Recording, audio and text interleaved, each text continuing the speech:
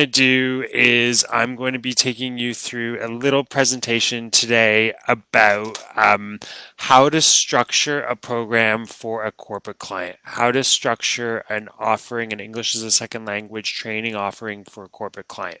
And the reason this came about is because in the Off2Class Facebook group, probably over the last 2 to 3 weeks, there were repeated kind of interests in this presentation. There had been a couple of the members using Off2Class had been asked by different corporate clients whether they could provide a kind of defined English as a second language training program to a specific corporation or a business.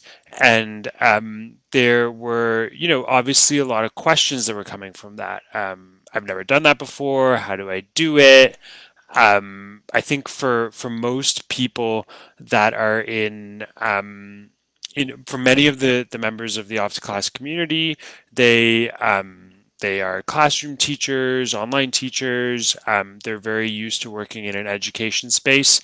When it comes to the entrepreneurial side, they're often more thinking about individual students as their client base.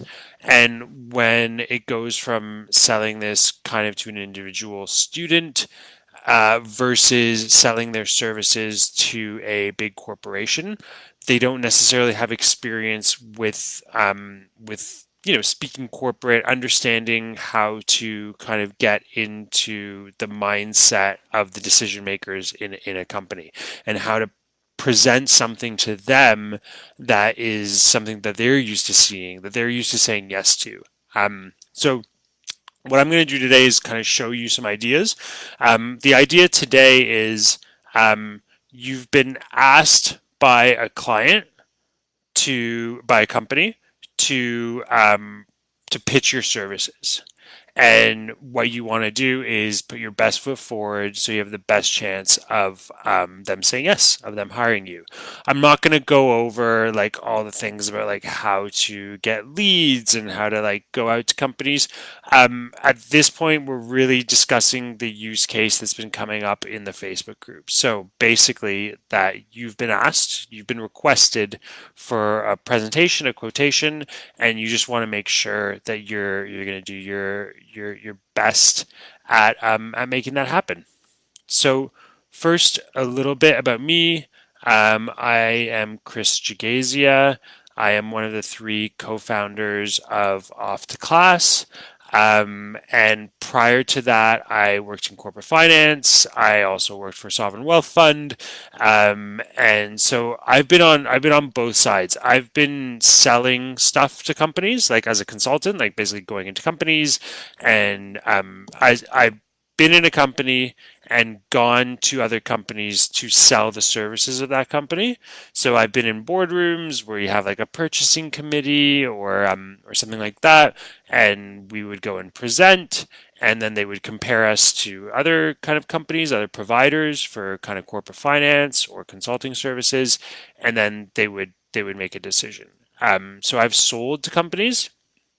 I've also been on the other side for companies. I've been primary on the buy side, so to speak, in corporate sense. I've evaluated different submissions for various services and been part of the decision making process for purchasing those services. So I've kind of got a bit of an experience there, and then obviously having been very close to the Off2Class kind of teacher community, the freelance community, but also on the B2B side, I've got a lot of experience when it comes to the English language training kind of side of things as well. So that's me.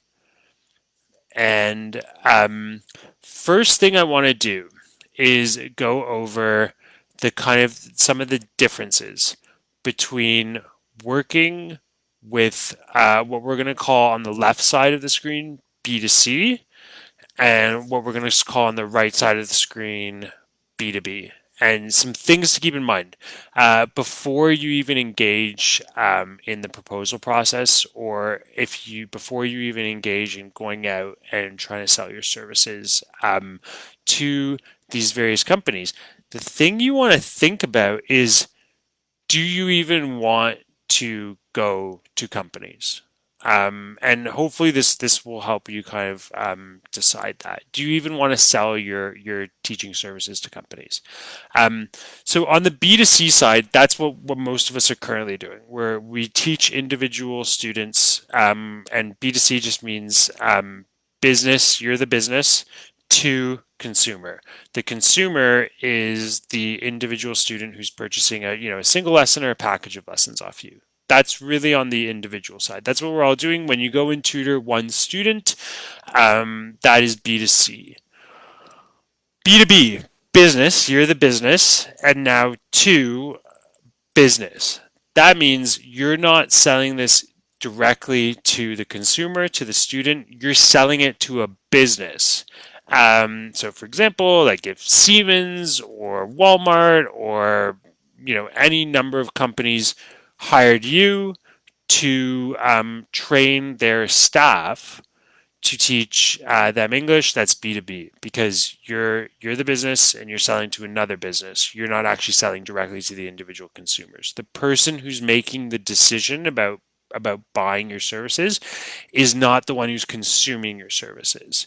So it's kind of a framework to understand, like, it's very different on the right side and the left side. The left side, the same person that is getting your lessons is also making the purchasing decision, is also the person you need to keep happy. That's all the same person. On the right side, you have a slightly more complicated setup. You have you, of course, you have the person who makes the purchasing decision. Usually they're in training and development, HR. If it's a very small company, maybe the leadership of the company is making these decisions. But yeah, the person who's making the decisions around hiring you, the person at the end of the day that you need to keep happy is there. But then the people that you're training are another set of people. Those are the employees of the company. And so there's kind of a trifactor relationship there on the right side. And a couple differences between B2C and B2B. B2C generally have small contract values. Obviously, if one student is paying you, that means that contract value is relatively small for your services, and you're going to have a lot of them, right? You can't live off just one student. Um, on the other side, on the B2B side, you have relatively large contract values. So you could potentially have a completely full-time job by just having one corporate client at a time.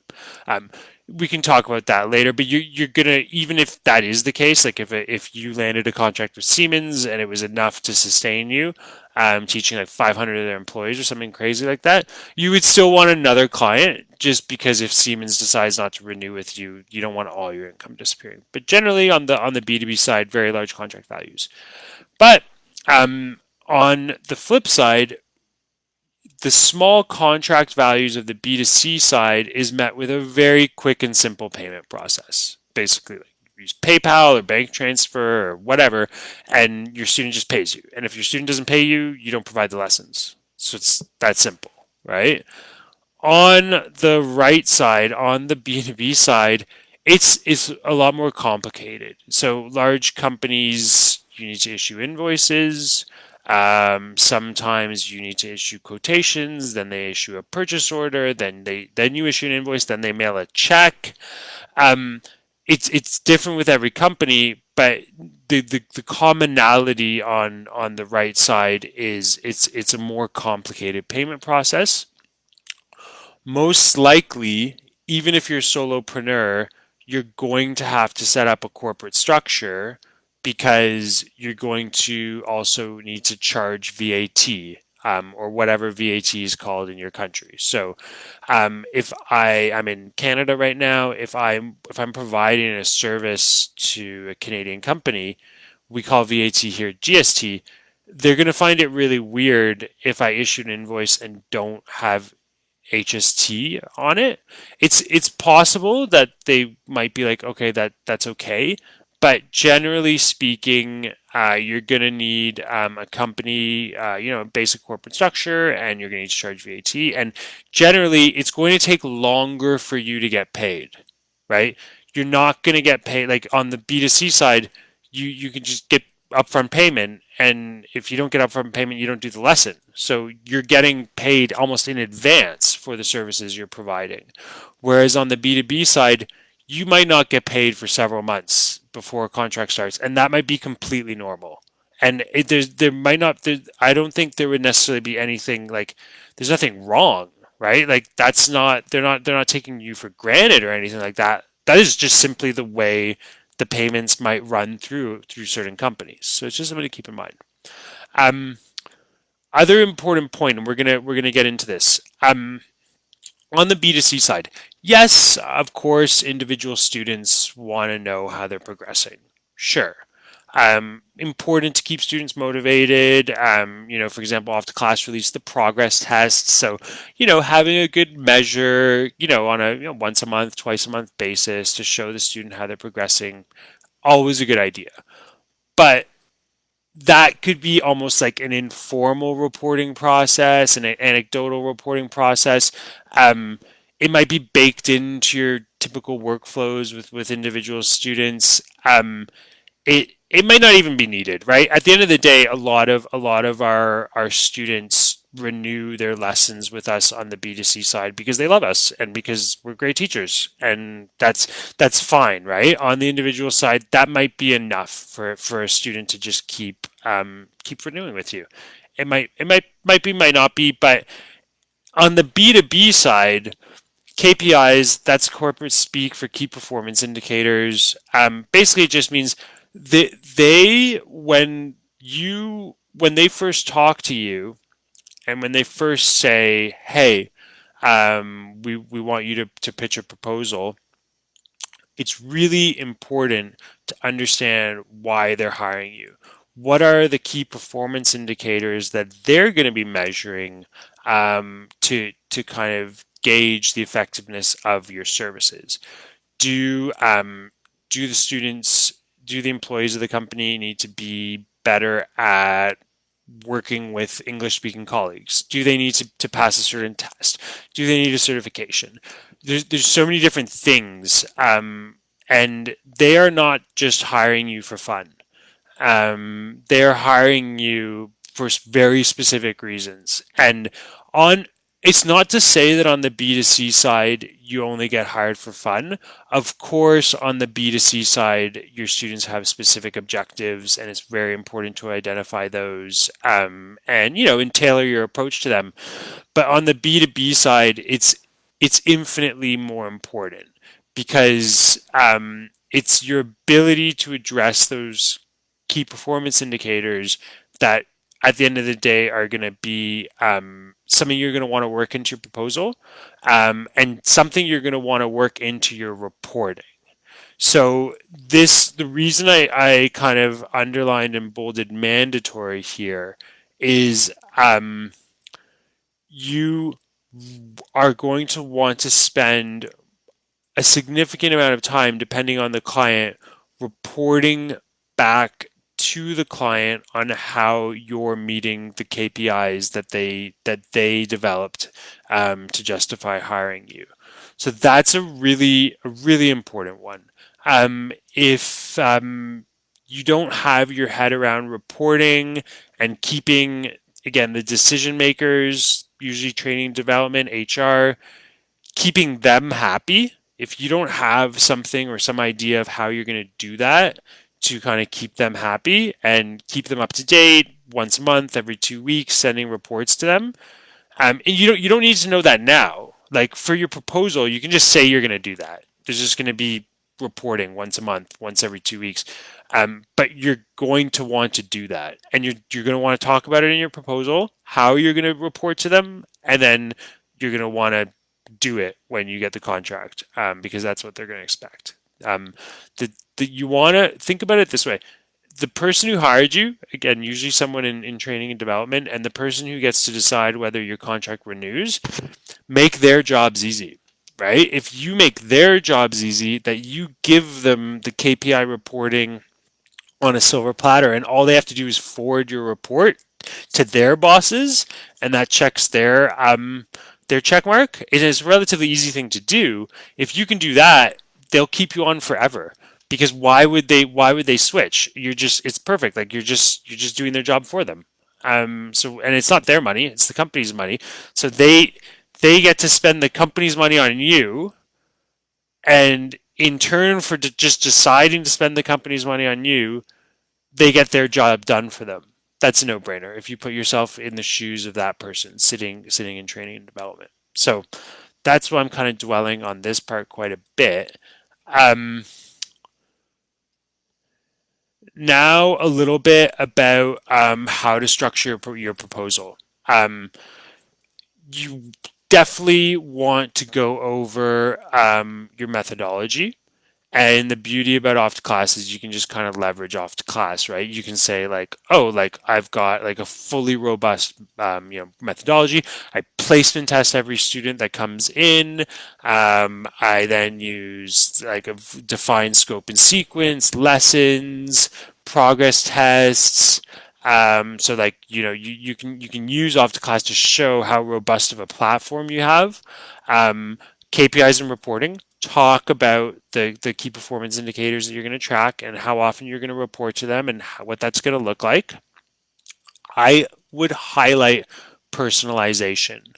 Highlight the fact that every student within the contract that you're working with is going to get a placement test, and then that placement test is going to drive what happens with your kind of individualized curriculum, your individual scope and sequence. Highlight the fact that you're going to be able to have a personalized learning plan per student, because I guarantee you, your competition, and we're going to get into that, they don't do that, right? Like when Wall Street English goes and gets a contract with Siemens, they just send in whatever like teachers they have and with a couple course books, and then they're like, here, go have fun. Like it's not it's high volume, it's low touch, it's like the Walmart of English language teaching.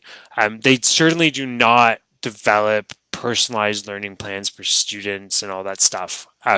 But the beauty is, you're small and nimble enough that you can do that, and you've got a great tool to do that. So definitely highlight personalization.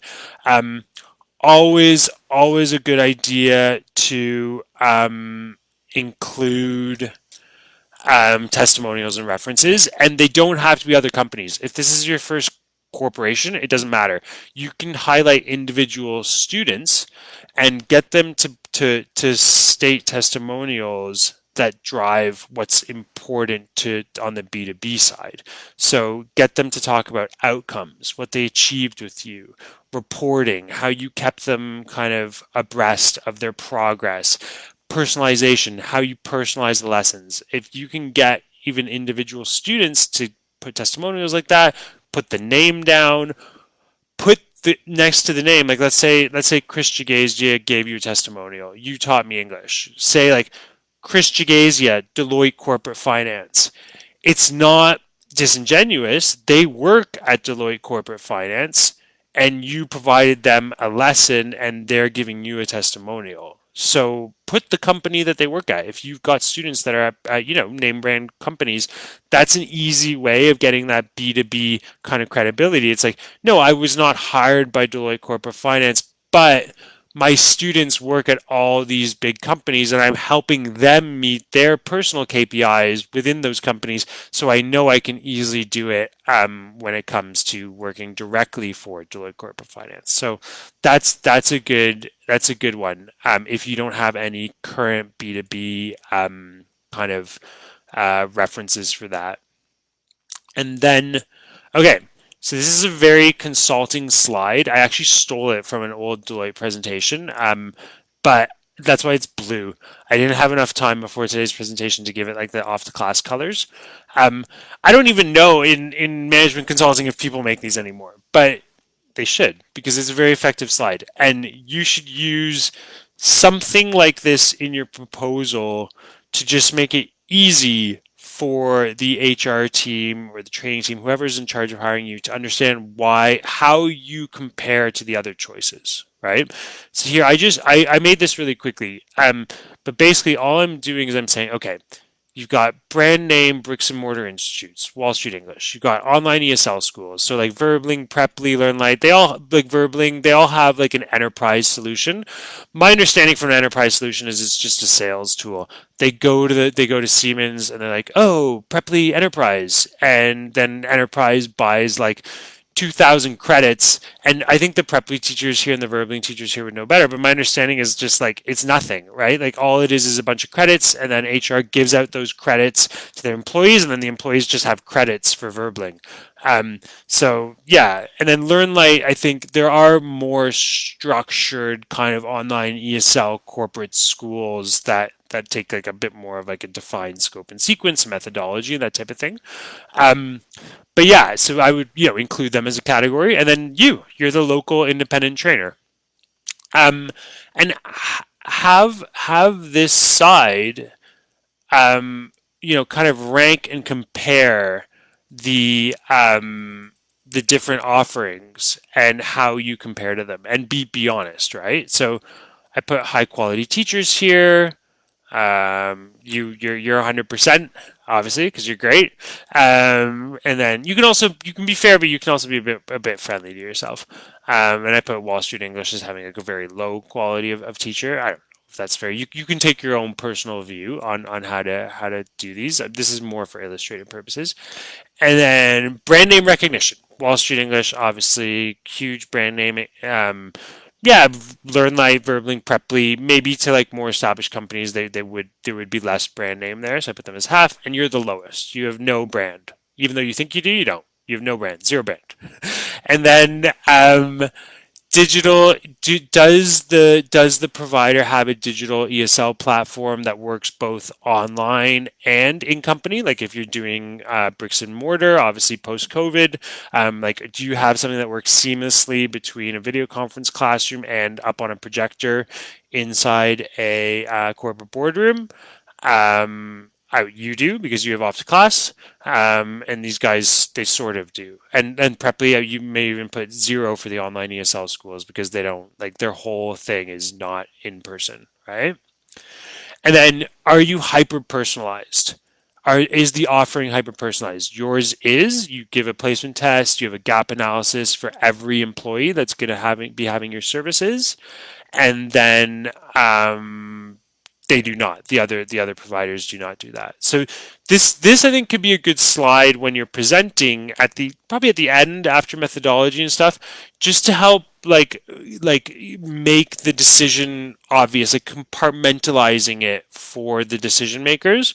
Like yes, you could go for brand name recognition, Wall Street English, but then you're not getting personalization. Or you could go with the online ESL schools, but then post COVID, they won't come in and do boardroom stuff, boardroom lessons. Oh, you could do this, but then you wouldn't get that. And like, that's the way I would kind of like help them make the decision easy. Um, and you're also wanting to silence the naysayers in the room. You want to silence the people that are like, we've used Wall Street English for 20 years at this company, and this is what we're going to do. You want to give the fuel to the disruptors in the room that are like, no, Wall Street English has low quality teachers, like whatever, like just give that fuel to the people, like to your champions, and try to silence the naysayers. And I think a slide like this is really helpful. And then you want to talk about yourself, but talk about yourself at the end. Talk about yourself. This is me. This is my corporate profile. Make it sound very corporate-y. Put your LinkedIn profile. Make your LinkedIn profile look really good. Use mine as a template or someone's that you like as a template. But there's a way to make a LinkedIn profile look good. So LinkedIn is now the only social, like when you're in B2B, it's all about your LinkedIn profile and presence. And some of those things about what we said about like the testimonials and references, those would be really powerful on your LinkedIn profile, because then someone could go there and see people saying nice things about you, and then click on their profile, see where they've worked, that type of thing. And so now what I'm going to do is take questions, and I'm pretty sure I need to go to my phone to see the questions. So just bear with me.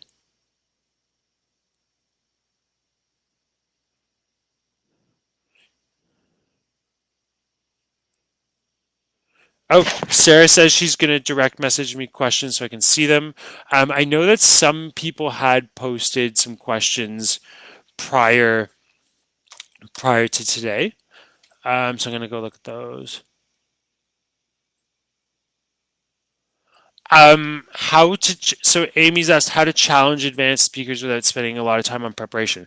Um, okay, so I wasn't gonna. I was the idea today is more around getting the contracts. Are they? Did I guess what I would go back to that is like, did HR ask for that? Is that something they wanted to see, or is that something you want to do? So that to me is more once you've got the contract, that's just like lesson delivery. But you might want to come up with good ideas around your methodology around how you do that and include it in your proposal. Um, I don't have any good answers there. Sorry. Um, okay, Claire's asking about homework. What I would highlight in your methodology is that you understand busy professionals are super busy. Um, and what you would say there, in my view, is you would say something to the effect of in your methodology that the kind of the platform that you use works across any device. So they can come to your video conference classrooms and then they can complete their homework on a phone. They get reminder notifications about the homework. If someone misses a class, Claire had mentioned the flipped classroom, no problem, not a problem at all. They get the copy of the lesson and the homework so they can catch up between classes. There's different schedules and meetings. So that's something I would address in your methodology that basically your platform, Off2Class, makes it super easy for any student to catch up or to do their homework on any device. So it becomes like really like a much higher rate of completion. And you could even go one step forward. You could say homework completion rates are going to be part of your reporting. So that's going to be one of your KPIs that you're going to provide them, percentage of homework completed. You might even say to HR, I'm going to tell you which students are not doing any work, and we're going to work collaboratively so we can like figure out what's going on. I might ask you to reach out to them, that type of thing. Claire's asking about a month-end portfolio. Yes, absolutely. It doesn't matter whether they're asking for it or not. You need some sort of reporting process back to your decision makers once a month. And KPIs, numbers, quantitative. You can include qualitative stuff. That's fine. That's always fun. Like some whatever. Like Antonio from HR is learned this, and Julia from strategy department did this and achieved this. Like that's always fun, but definitely the quantified KPIs of whatever it is that's important to your decision makers should be included in that portfolio. And absolutely, whether they're asking for it or not, they want it. So yeah. Uh, Again, with Amy's question, I'm not sure I know too much about that, but perhaps that kind of idea that I was giving Claire around, any device, any tool. And so for a student that misses a class or comes late to a class, they can flip the process. They can just go straight to the homework and use the slides as a reference, like highlighting that the professionals are busy, they're not always able to come to class, but your methodology applies to both. I think that's a good one.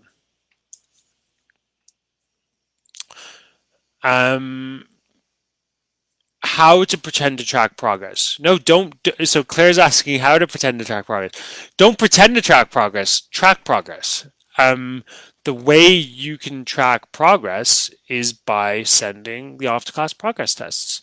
So at the end of each unit of curriculum, you can send the progress test and you get a quantified score, a percentage-based score.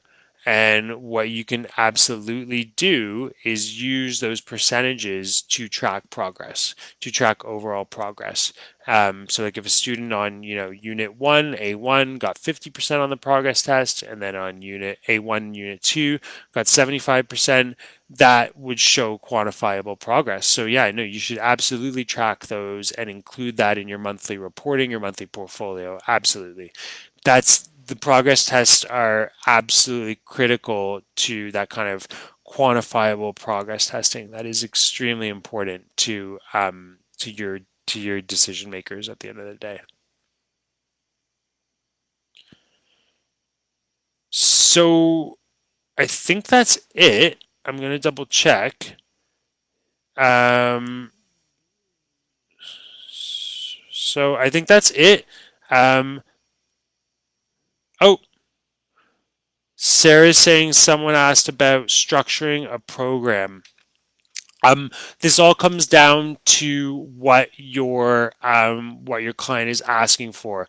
So when the client is asking you for something and they say we want this many hours and these are goals, these are outcomes, that fodder is what you'll use to develop your customized program. I would generally say that when you're developing your program, your methodology, what you really want to focus on is students enter the program, they all get a placement test. And based on the placement test, you make groups. For the group classes, the program's most likely going to be focused around the step-by-step curriculum. You can take individual lessons or unit numbers and quantify that, map that to the number of hours they're hiring you, right? So you could say these are the group lessons, but for every student, they're also going to get individualized homework based on their placement test results. So you're going to be taking students through like a group scope and sequence based on the curriculum, but you're also hyper personalizing per student. You're going to send individual homework based on their placement test results. That's the rough idea of how I would structure that.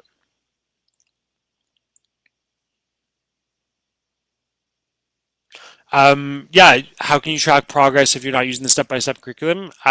You can't. So you should use the step-by-step curriculum so that you can track progress. Yeah, the only other like if you don't have a defined scope and sequence, which is very much what the step-by-step curriculum is, that's the only environment where you can really track progress. Because if you're just kind of doing everything yourself, then you would need something like a summative assessment to really kind of track progress.